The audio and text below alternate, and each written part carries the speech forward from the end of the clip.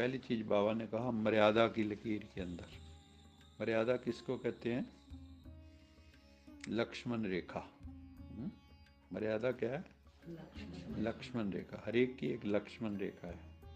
अगर आप समाज की जो मर्यादाएं हैं अगर आप उनको तोड़ोगे तो समाज बिखर जाएगा।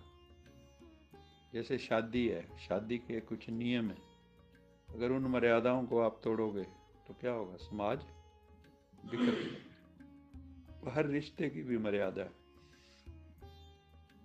मर्यादा की लकीर के अंदर सदा छत्र छाया के अंदर मर्यादा ही छत्र छाया बन जाती।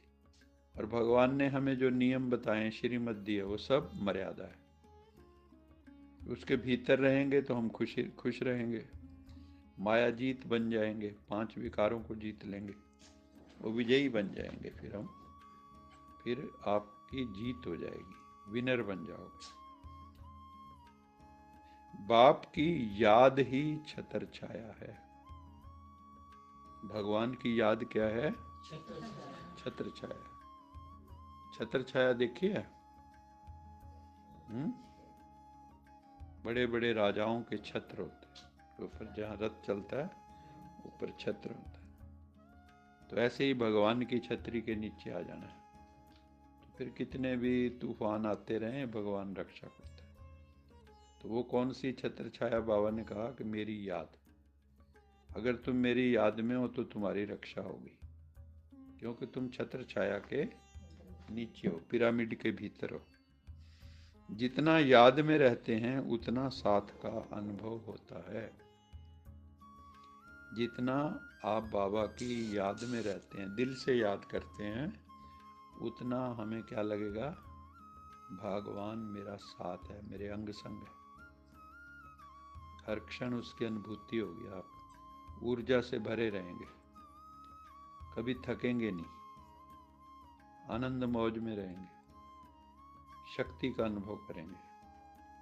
छत्र छाया में रहना अर्थात सेफ रहना, सदा सेफ, सेफ्टी का साधन है। याद जो क्या है?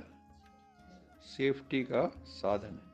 जो संकल्प से भी छत्र छाया से बाहर निकल जाते हैं, मर्यादा की रेखा से बाहर निकल जाते हैं, उन पर फिर क्या होता है? क्या होता है उन पे?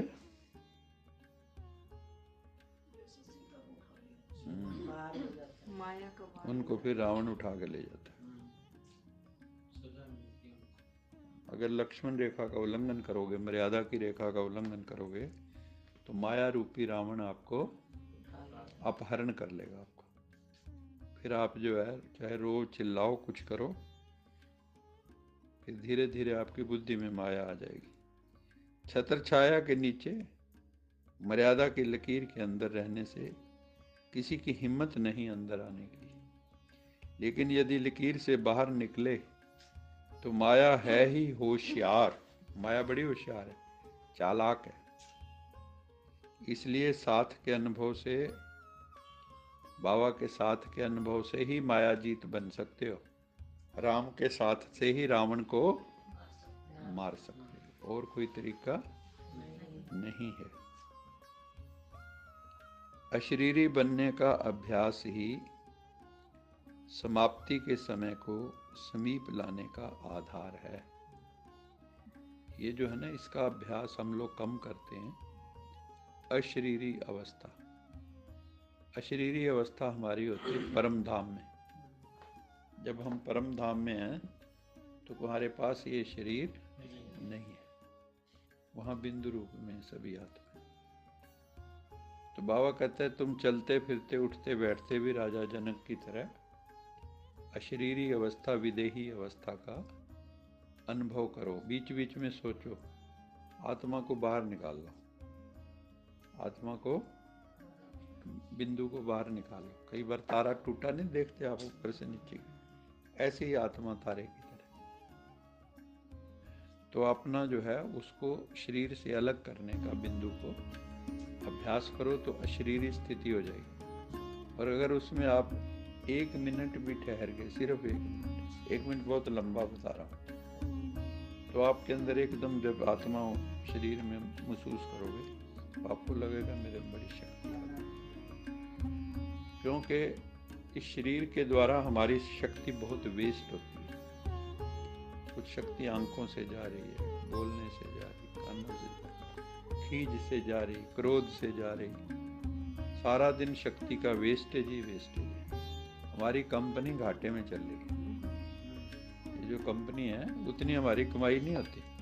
सत्संग में कमाई होती है और बाकी 23 घंटे गवाही होती है। तो बाबा कहता है कि कमाई निरंतर तभी चलेगी अगर आप अशरीरी होंगे। अशरीरी होंगे तो मौन ऑटोमेटिकली हो जाएंगे। मौन नहीं होंगे तो अशरीरी भी नहीं होंगे, क्योंकि वो तो साइलेंस की स्थिति है, डीप साइलेंस। अशरीरी अवस्था डीप साइलेंस की स्थिति है। अच्छा, मीठे मीठे सिकिलदे बच्चों प्रति माता पिता बाप याद प्यार, गुड मॉर्निंग। रूहानी बाप की रूहानी बच्चों को नमस्ते। हम रूहानी बच्चों की रूहानी माता बाप दादा को याद प्यार, गुड मॉर्निंग, गुड नाइट और नमस्ते। सदा रहो कहीं नहीं, बन जाओ बांध लो अपने, चलो प्रभु के वाहेगुरु जी का खालसा, बोल साचे दरबार की जय। लोका समस्ता सुखिनो भवन्तु, लोका समस्ता सुखिनो भवन्तु, लोका समस्ता सुखिनो भवन्तु।